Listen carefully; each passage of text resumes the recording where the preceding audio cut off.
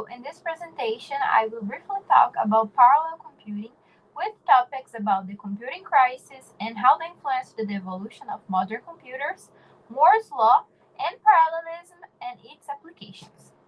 First, let's start talking a little bit about the computing crisis and the evolution of technology. First, we have the software crisis, which happened mainly in the late 1960s and early 1970s. At the time, software systems became very large and complex, and it was difficult to build reliable and maintainable programs. So, the solution was the adoption of software engineering practices, such as better development methodologies, testing, and project management. Later, around 2003 to 2005, a new problem appeared called the performance crisis. So, increasing the processor clock frequency was no longer viable because of heat and power consumption limits. And the solution was not to increase clock speed anymore, but instead to use multi core processors and parallel hardware architectures.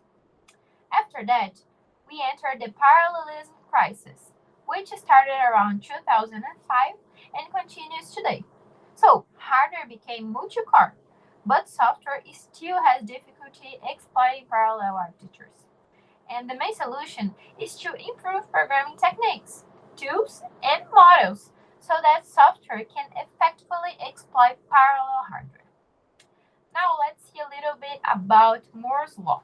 So the Moore's law was proposed in 1965 by Gordon Moore. So it states that the number of transistors on a chip tends to double approximately every 2 years. And for many decades, Moore's law explains why performance kept increasing almost automatically, mainly because processors were becoming faster and more powerful. So this is directly related to what I explained in the previous slide about the performance crisis. And for a long time, software developers could rely on hardware improvements to obtain better performance without changing their programs. However, when the increase in clock frequency reached physical limits, the traditional benefits of Moore's law were no longer enough to deliver performance gains in the same way. So, as a consequence, the industry shifted from faster single processors to multi-core processors. This is where parallel programming becomes essential. Today, even if the number of transistors continues to grow, performance improvements only become visible to applications if software is able to run in parallel. So, therefore, Moore's law is no longer sufficient by itself. Parallel programming is now required to transform hardware improvements into real performance gains. Now let's see some introduction to parallel computing. Parallel computing is the use of multiple processing units to solve a problem simultaneously. So instead of executing the whole problem in a single processor, the problem is divided into smaller parts, and each part is executed at the same time.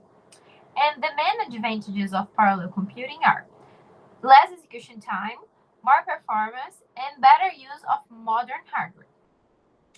Let's take a look at some applications of parallel computing. So there is a continuous demand for extremely high computational speed in many real-world problems and situations.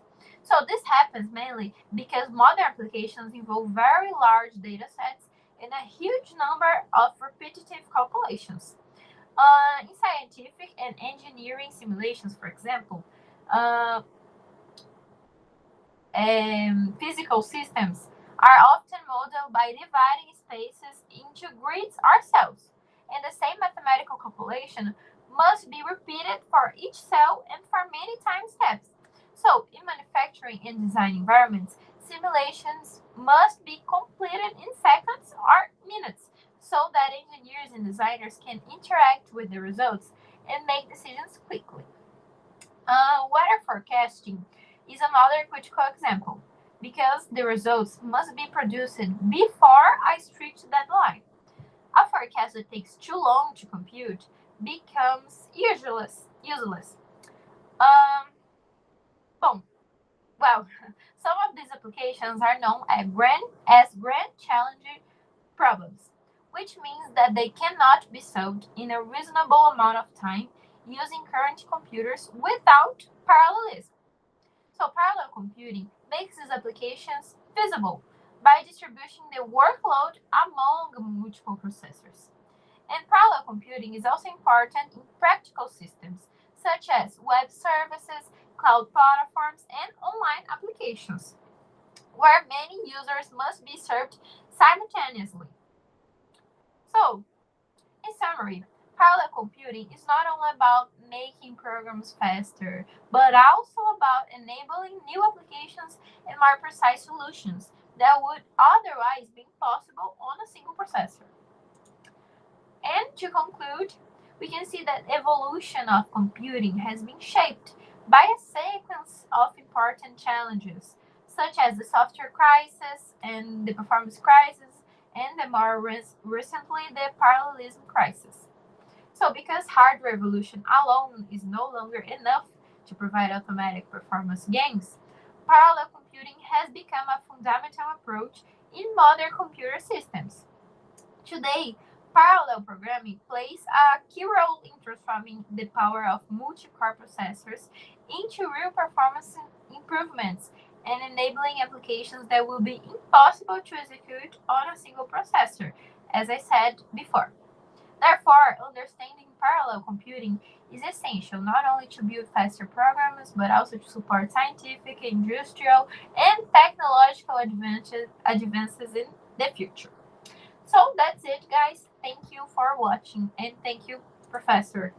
Bye bye.